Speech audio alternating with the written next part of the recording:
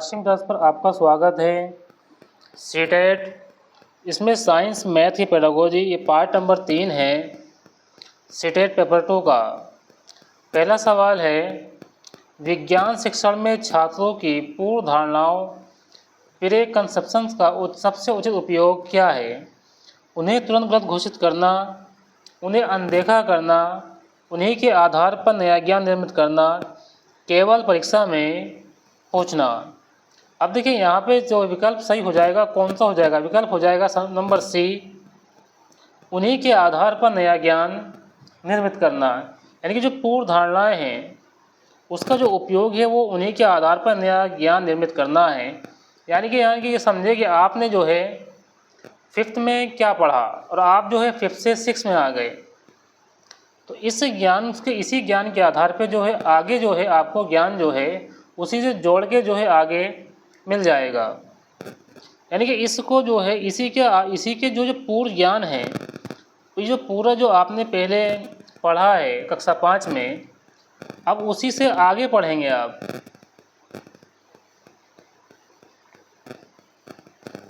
अब देखिए आगे सवाल है, निम्न में से कौन सी गतिविधि वैज्ञानिक दृष्टिकोण विकसित करती है? रटकर उत्तर देना, अवलोकन एवं प्रयोग करना, केवल शिक्षक का व्याख्यान सुनना, केवल नोट्स लिखना। देखिए यहाँ पे जो आंसर हो जाएगा विकल्प नंबर बी हो जाएगा, अवलोकन एवं प्रयोग करना।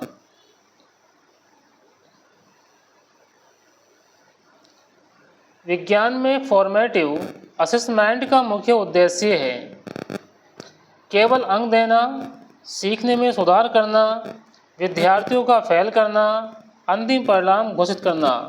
ये जो फॉर्मेटिव असेसमेंट है इसका उद्देश्य क्या होता है कि सीखना है, सीखने में क्या करना होता है? सुधार करना होता है। मतलब आपने जो सीखा है उसमें क्या करना है? उसे इम्प्रूव करना है, उसको सुधार करना है। तो इसका विकल्प नंबर जो है बी सही हो जाएगा, सीखने में सुधार करना।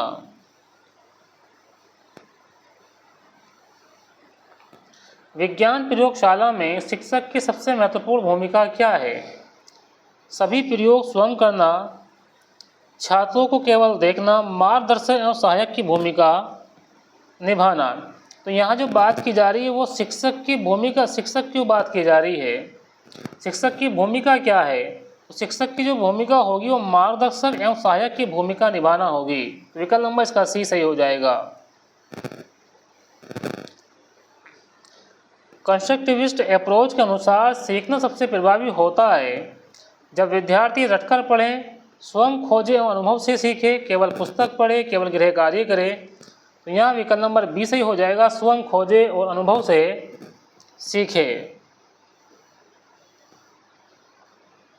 विज्ञान शिक्षण में इंक्वायरी मेथड का मुख्य उद्देश्य है उत्तर याद कराना, प्रश्न पूछने और खोज करने की क्षमता विकसित करना, केवल प्रयोग करवाना, परीक्षा की तैयारी कराना।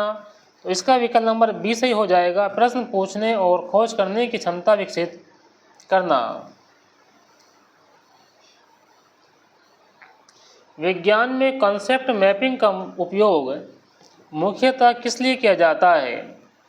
अनुशासन बनाए रखने के लिए, अवधारणाओं के संबंध स्पष्ट करने के लिए, गृह कार्य देने के लिए, अंक देने के लिए। तो इसका विकल्प नंबर बी सही हो जाएगा, अवधारणाओं के संबंध स्पष्ट करने के लिए।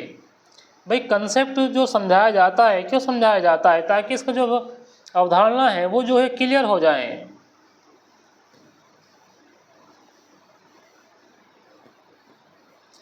विज्ञान शिक्षा का प्रमुख उद्देश्य है केवल परीक्षा में सफलता, वैज्ञानिक दृष्टिकोण और समस्या समाधान क्षमता विकसित करना, केवल तथ्य याद कराना, केवल प्रयोगशाला कार्य कराना। इसका विकल्प नंबर बी सही हो जाएगा, वैज्ञानिक दृष्टिकोण एवं समस्या समाधान क्षमता विकसित करना।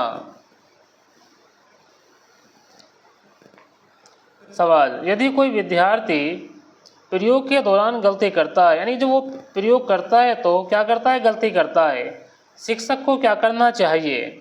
डांटना चाहिए, दंड देना चाहिए, गलती का कारण समझाकर सुधार का अवसर देना चाहिए, प्रयोग बंद कर देना चाहिए। तो इसका विकल्प नंबर सी सही हो जाएगा, गलती का कारण समझाकर सुधार का अवसर देना चाहिए। विकल्प नंबर सी सही हो जाएगा।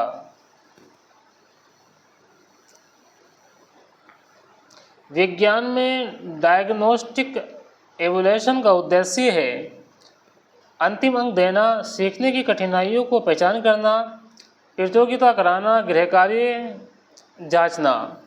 देखिए यहाँ पे बात चल रही है डायग्नोस्टिक की, तो इसमें क्या होगा, विकल्प नंबर बी सही हो जाएगा, सीखने की कठिनाइयों की पहचान करना। विज्ञान शिक्षण में करके सीखना यानी कि लर्निंग बाय डूइंग किससे संबंध है? रटने की विधि, गतिविधि आधारित अधिगम, व्याख्यान विधि, गृह कार्य। तो विकल्प नंबर बी सही हो जाएगा, गतिविधि आधारित अधिगम।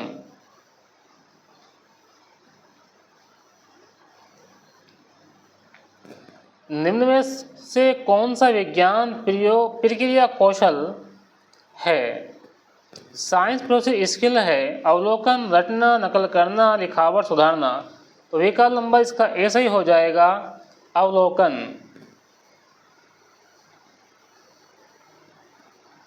विज्ञान कक्षा में सबसे प्रभावी प्रश्न कौन सा माना जाता है?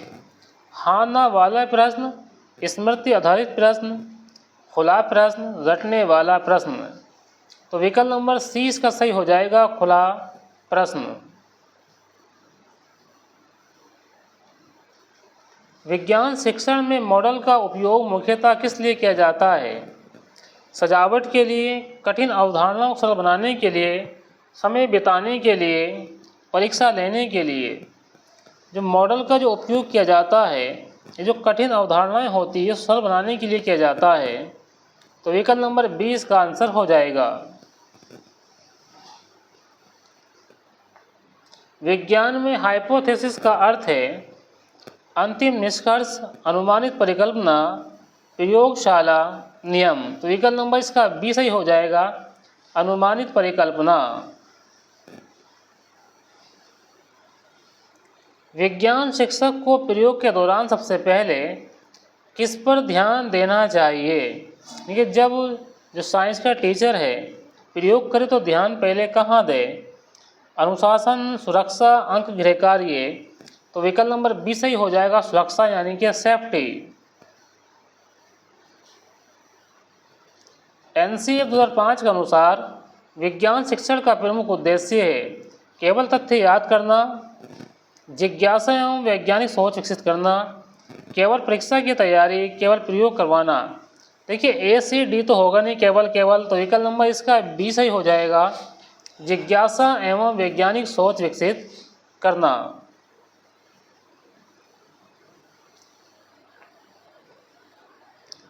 सवाल, विज्ञान में परियोजना कार्य प्रोजेक्ट वर्क का उद्देश्य है रटने की आदत विकसित करना, वास्तविक जीवन से जोड़कर सीखना, केवल अंक देना, केवल गृह कार्य देना।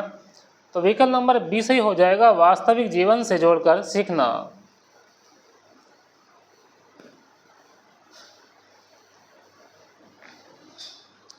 निम्न में से कौन सा फॉर्मेटिव असेसमेंट का उदाहरण है? वार्षिक परीक्षा, यूनिट टेस्ट के बाद फीडबैक, बोर्ड परीक्षा, प्रीवियस परीक्षा।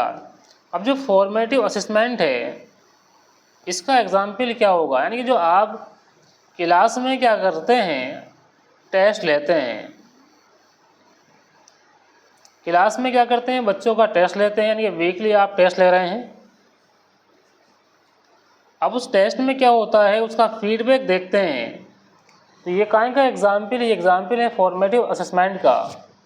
यानी कि टेस्ट लेंगे और फिर जो है स्टूडेंट का क्या करेंगे, फीडबैक देखेंगे। तो विकल्प नंबर 20 का सही हो जाएगा।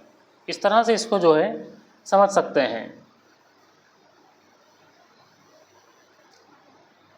विज्ञान में ब्लूम्स टैक्सोनॉमी का उच्चतम स्तर कौन सा है? Remembering, understanding, creating, applying. तो विकल्प नंबर सी सही हो जाएगा, क्रिएटिंग।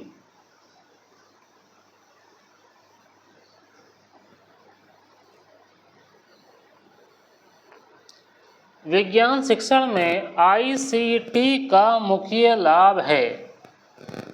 अब देखिए आईसीटी क्या है? ICT की फुल फॉर्म हो जाएगी इंफॉर्मेशन एंड कम्युनिकेशन टेक्नोलॉजी।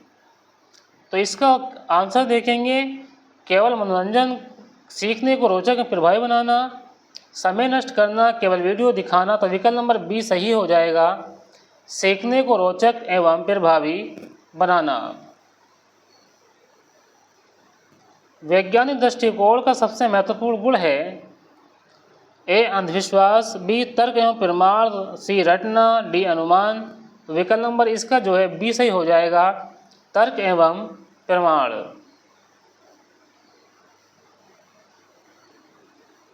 विज्ञान में प्रयोग के बाद सबसे आवश्यक चरण है परिणामों का विश्लेषण, कॉपी बंद करना, कक्षा छोड़ना, गृह कार्य करना। तो विकल्प नंबर ए सही हो जाएगा, परिणामों का विश्लेषण।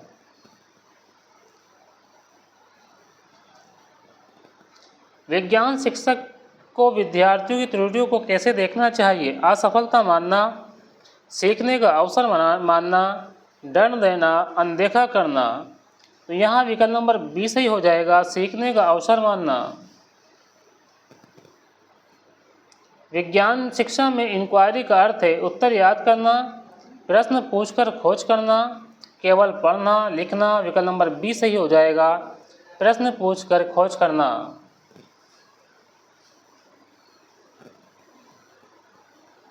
विज्ञान में कंसेप्चुअल अंडरस्टैंडिंग विकसित करने का सर्वोत्तम तरीका है। कंसेप्चुअल अंडरस्टैंडिंग विकसित करने का सर्वोत्तम तरीका है, सबसे अच्छा तरीका कौन सा है? रटना, गतिविधियों प्रयोग, नोट्स याद करना, बार बार लिखना। तो विकल्प नंबर 20 का सही हो जाएगा, गतिविधि एवं प्रयोग।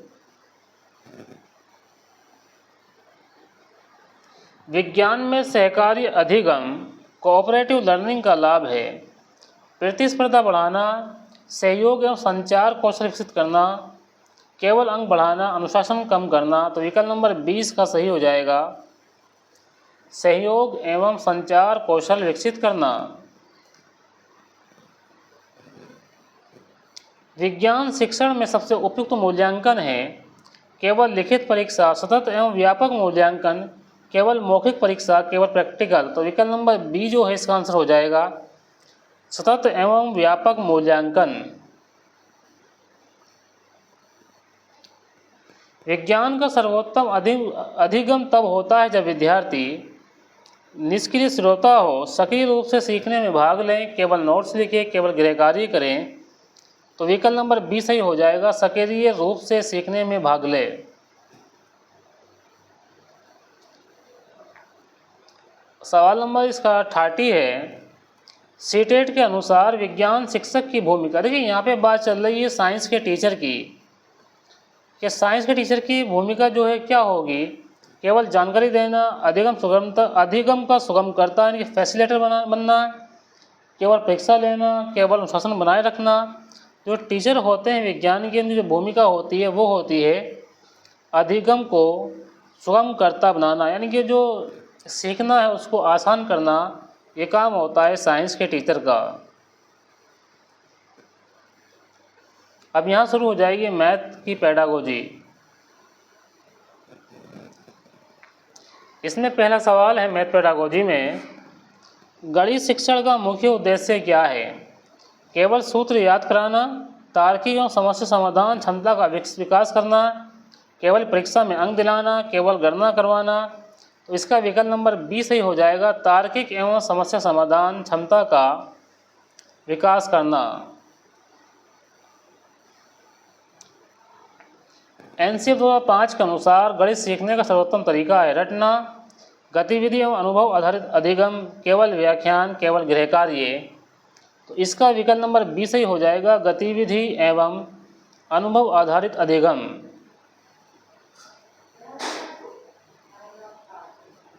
यदि कोई विद्यार्थी किसी प्रश्न का गलत उत्तर देता है तो शिक्षक को क्या करना चाहिए? डांटना चाहिए, त्रुटि का विश्लेषण कर सही अवधारणा विकसित करनी चाहिए, अनदेखा करना चाहिए, दंड देना चाहिए। तो विकल्प नंबर इसका बी सही हो जाएगा, त्रुटि का विश्लेषण कर सही अवधारणा विकसित करनी चाहिए। गणित में कंस्ट्रक्टिविस्ट अप्रोच का मुख्य आधार है शिक्षक केंद्रित शिक्षण, विद्यार्थी स्वयं ज्ञान का निर्माण करना, रटकर सीखना, केवल अभ्यास करना। तो विकल्प नंबर इसका बी सही हो जाएगा, विद्यार्थी स्वयं ज्ञान का निर्माण करता है।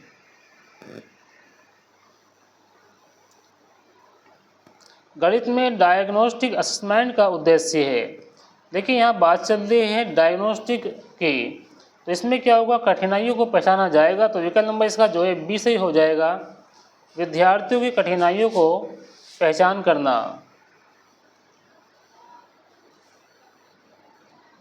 गणित कक्षा में सबसे प्रभावी प्रश्न कौन सा होता है, केवल हाँ ना वाला प्रश्न, खुला प्रश्न, रटने वाला प्रश्न, केवल परिभाषा प्रश्न।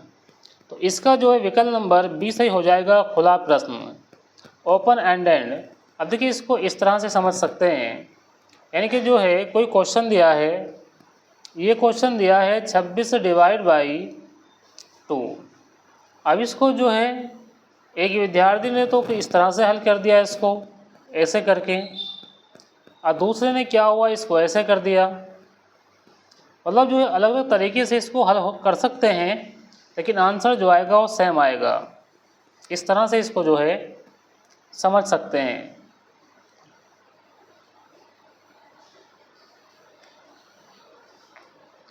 गणित शिक्षण में manipulative TLM teaching learning material का उपयोग क्यों किया जाता है, कक्षा सजाने के लिए, अमूर्त अवधारणाओं को मूर्त रूप में समझने के लिए, समय बिताने के लिए, गृह कार्य देने के लिए।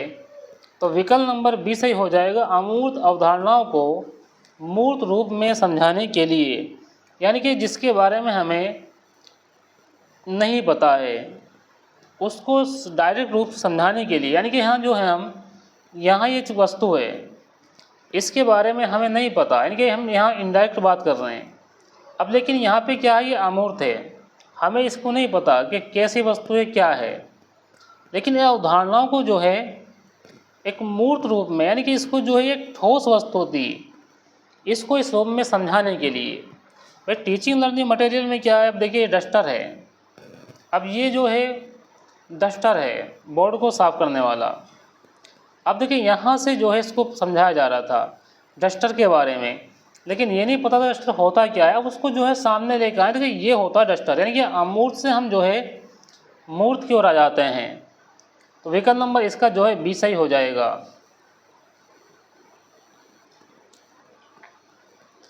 गणित में समस्या समाधान किससे सबसे अधिक विकसित होता है, रटना, विभिन्न रणनीतियों का प्रयोग, केवल सूत्र याद करना, केवल अभ्यास करना। देखिए केवल तो होगा नहीं, तो विकल्प नंबर 20 का सही हो जाएगा, विभिन्न रणनीतियों का प्रयोग। फॉर्मेटिव असेसमेंट का मुख्य उद्देश्य है, अब इसमें क्या होगा, इसमें जो है केवल अंक देना, सीखने में सुधार है तो प्रतिपुष्टि देना यानी फीडबैक देना उसका, बोर्ड परीक्षा की तैयारी, विद्यार्थियों के रैंक बनाना। तो यहाँ विकल्प नंबर बी सही हो जाएगा, सीखने में सुधार है तो प्रतिपुष्टि देना यानी फीडबैक देना कि कितना सुधार हुआ है उसका जो है फीडबैक देना है, उसके बारे में बताना है कि कितना जो है इसमें सुधार हुआ है।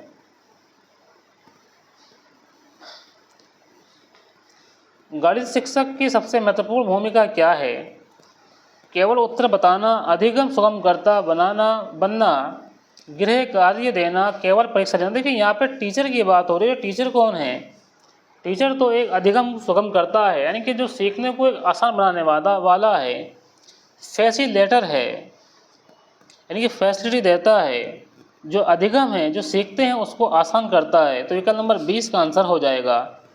ये कौन होता है, टीचर की भूमिका होती है। गणित शिक्षण में गलती विश्लेषण का उद्देश्य क्या है, विद्यार्थियों को दंड देना, सीखने में आने वाली कठिनाइयों को पहचान करना, केवल अंक काटना, गृह कार्य जांचना। तो विकल्प नंबर 20 का आंसर हो जाएगा, सीखने में आने वाली कठिनाइयों की पहचान करना। गणित में लर्निंग बाय डूइंग का सबसे उपयुक्त उदाहरण है, केवल सूत्र याद करना, सामग्री TLM की सहायता से गतिविधि करना, केवल व्याख्यान सुनना, नोट्स लिखना। तो विकल्प नंबर इसका बी सही हो जाएगा। सामग्री टीएलएम की सहायता से गतिविधि करना, यानी करके सीखना। गणित में सबसे महत्वपूर्ण प्रक्रिया कौशल प्रोसेस स्किल कौन सा है? रटना, तर्क करना, रीजनिंग, नकल करना, लिखावट सुधारना। तो विकल्प नंबर बी सही हो जाएगा। तर्क करना, जिसे रीजनिंग कहा जाता है, रीजनिंग। गणित की कक्षा में शिक्षक को प्रश्न पूछते समय क्या करना चाहिए? केवल तेज विद्यार्थी से पूछना, सभी विद्यार्थियों को सोचने के समय देना, केवल उत्तर बताना, कठिन प्रश्न ना पूछना। विकल्प नंबर बी सही हो जाएगा। सभी विद्यार्थियों को सोचने का समय देना।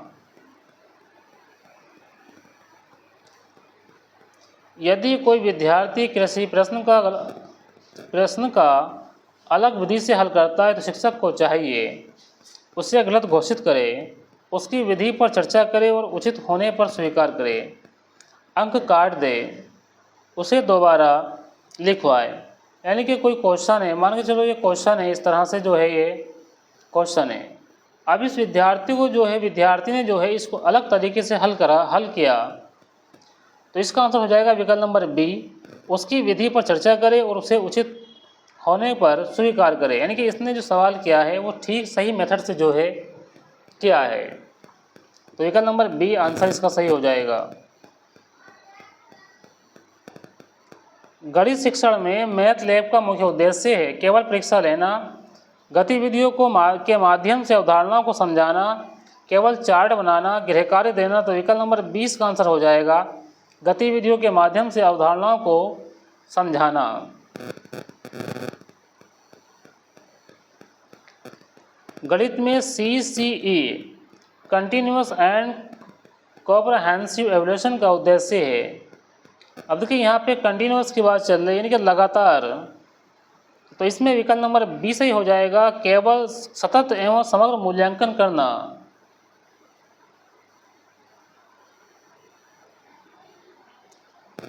गणित की पाठ्य पुस्तक में दिए गए उदाहरणों को मुख्य उद्देश्य है, जो एग्जाम्पल है उनका मुख्य उद्देश्य है केवल अभ्यास बढ़ाना, अवधारणाओं को स्पष्ट करना, समय बिताना, परीक्षा लेना। तो विकल्प नंबर यहाँ पर सही हो जाएगा बी, अवधारणा को स्पष्ट करना।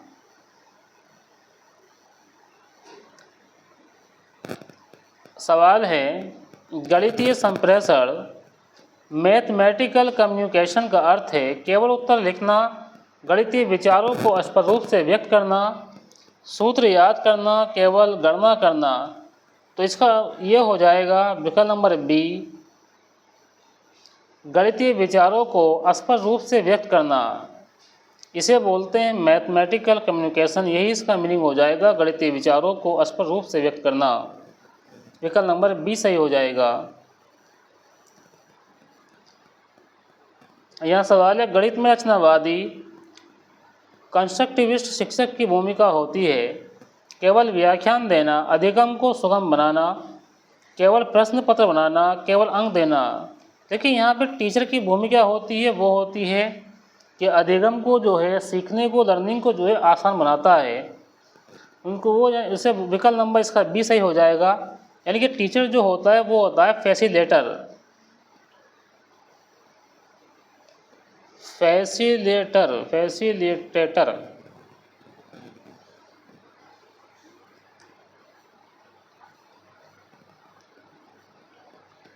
सवाल नंबर 21, गणित में समस्या समाधान की पहली अवस्था क्या है? उत्तर लिखना, समस्या को समझाना, गणना करना, परिणाम जांचना। तो विकल्प नंबर जो है 20 का सही हो जाएगा। देखिए यहाँ पे समस्या की बात है तो समस्या को समझना हो जाएगा, विकल्प नंबर बी।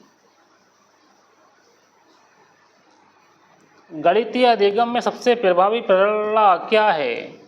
दंड, जिज्ञासा और चुनौतीपूर्ण गतिविधियाँ, अधिक गृह कार्य, केवल परीक्षा। तो इसका विकल्प नंबर बी सही हो जाएगा, जिज्ञासा एवं चुनौतीपूर्ण गतिविधियाँ। गणित में फॉर्मेटिव असेसमेंट का सर्वोत्तम उदाहरण है। अब इसमें क्या होता है,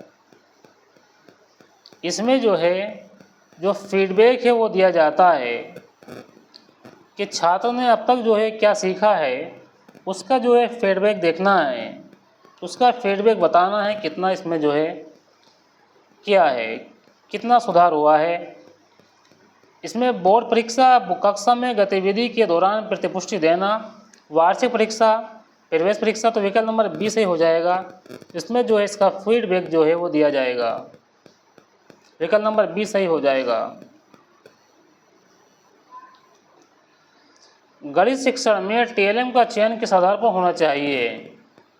कीमत के आधार पर, अधिगम उद्देश्य, विद्यार्थियों की आवश्यकता के आधार पर, रंग के आधार पर, आकार के आधार पर, तो विकल्प नंबर इसका 20 सही हो जाएगा। अधिगम उद्देश्य में विद्यार्थियों की आवश्यकता के आधार पर।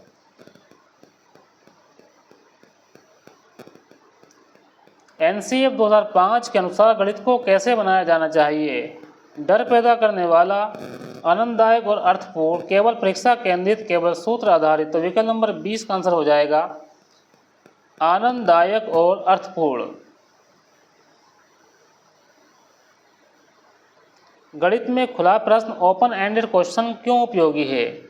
केवल एक उत्तर मिलता है, विभिन्न समाधान रणनीतियों को प्रोत्साहित करता है, रटने में मदद करता है, समय बचाता है, तो विकल्प नंबर 20 का आंसर हो जाएगा विभिन्न समाधान रणनीतियों को प्रोत्साहित करता है। गणित में कंसेप्चुअल अंडरस्टैंडिंग का अर्थ है केवल सूत्र याद रखना, अवधारणा को गहराई से समझना और उसका प्रयोग करना, केवल प्रश्न हल करना, केवल परिभाषा लिखना, तो विकल्प नंबर 20 जो है इसका सही हो जाएगा अवधारणा को गहराई से समझना और उसका प्रयोग करना। गणित की कक्षा में सबसे प्रभावी अधिगम वातावरण कौन सा है? भययुक्त, सहभागितापूर्ण एवं त्रुटियों को स्वीकार करने वाला, केवल शिक्षक केंद्रित, केवल परीक्षा आधारित, तो यहाँ विकल्प नंबर 20 सही हो जाएगा सहभागितापूर्ण त्रुटियों को स्वीकार करने वाला। गणित शिक्षण का सर्वोत्तम मूल्यांकन क्या है? केवल लिखित परीक्षा, लिखित मौखिक गतिविधि आधारित मूल्यांकन का संयोजन, केवल मौखिक परीक्षा, केवल गृह कार्य, तो विकल्प नंबर 20 का आंसर हो जाएगा लिखित मौखिक एवं गतिविधि आधारित मूल्यांकन का संयोजन, विकल्प नंबर 20 आंसर इसका हो जाएगा। अब देखिए यह इसका जो आखिरी सवाल है, इसमें जो हमने 30 सवाल जो है साइंस पेडागोजी के लिए थे और 30 सवाल जो है मैथ पेडागोजी के हैं। ये मैथ पेडागोजी का आखिरी सवाल है। ये हमारी सीरीज़ जो है सीटेट पेपर 2 साइंस और मैथ की जो है चल रही है। अब यहाँ जो है विकल्प सवाल है सीटेट पेपर 2 में गणित शिक्षण का प्रमुख लक्ष्य क्या है? केवल गणना करना, तार्किक चिंतन, समस्या समाधान और गणितीय सोच को विकास करना, केवल सूत्र याद कराना, केवल परीक्षा में अंक दिलाना, तो विकल्प नंबर 20 जो है इसका आंसर हो जाएगा तार्किक चिंतन, समस्या समाधान और गणितीय सोच का विकास करना, तो विकल्प नंबर इसका जो है 20 सही हो जाएगा। वीडियो को लाइक करें, अपने दोस्तों में शेयर करें, चैनल को सब्सक्राइब करना ना भूलें। इस तरह से ही आपको जो है प्रैक्टिस जो है मिलती रहेगी साइंस और मैथ की। मिलते हैं आपसे नेक्स्ट वीडियो में। Thanks for watching this video.